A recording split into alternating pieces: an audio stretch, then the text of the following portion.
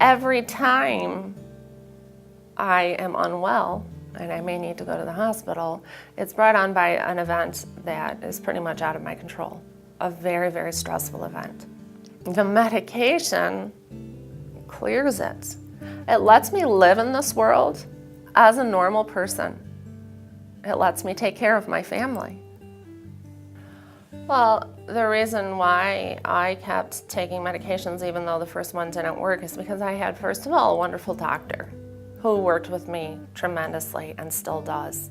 He would switch me as need be. There is something out there that is going to work for you. Yes, it's a science, and everybody's brain is different. All of our chemical imbalances, none of them are the same. There's not a standard treatment. I'm okay if I have some anxiety. I'm okay if I'm feeling down. But when you're not home with your family, it's when it hits me the hardest. So I can let people know, however, that they can come out of that. And I'm honest that it's going to take treatment and therapy and medication.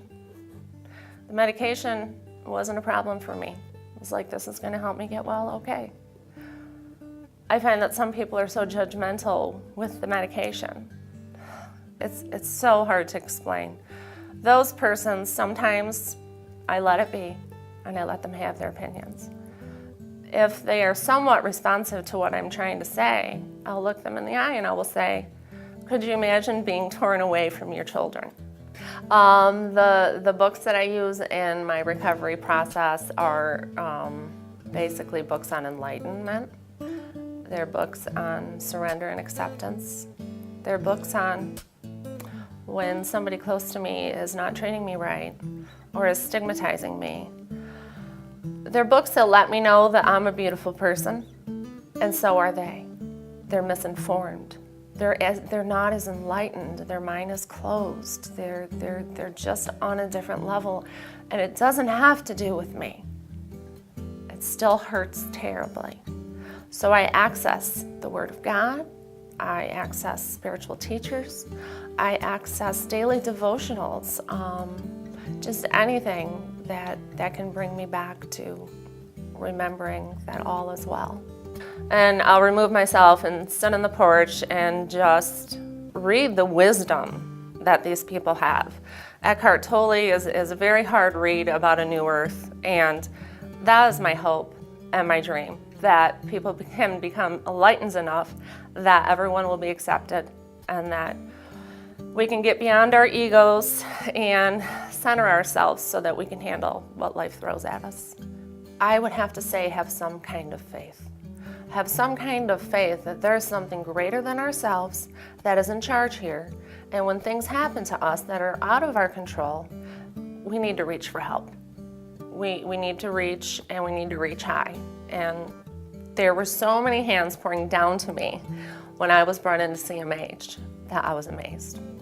I think if somebody is uncertain about the recovery tools, that they need to realize that one tool is not for everyone. You don't have to come and make cutesy pictures or collages, but maybe you need to express yourself in some other way. What has been made available to me at CMH has been pretty much perfect for me. There have been some things that I have decided I'm not interested in, and so I don't do it, and I don't feel obligated to do it. Coming to a learning community or any group at CMH is completely up to you. I think though, if you were to come and you were to try it, you would feel so good. I was scared at first when I started to involve myself, but see, once again, it goes back to my belief that there was a greater purpose, and all doors were opened up. I want people to understand what it is.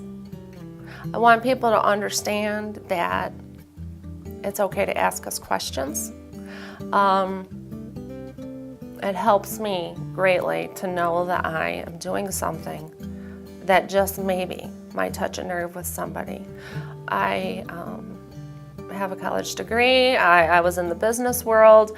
It happens everywhere, but from what I've read and what I find, we are one of the last people people that would speak out. I'm proud of who I am. I have support here that tells me, mainly my doctor, Michelle, this wasn't your fault. I also don't want my children to ever be embarrassed by it. So I want to do the best I can to make it okay for them. Speaking out helps that greatly because I bring the videos home and I show the kids. I teach them what stigma is all about. I don't know what that might be preparing them for, and I pray every day it won't be preparing them for a mental illness. But if that's what happens, they're going to be better off.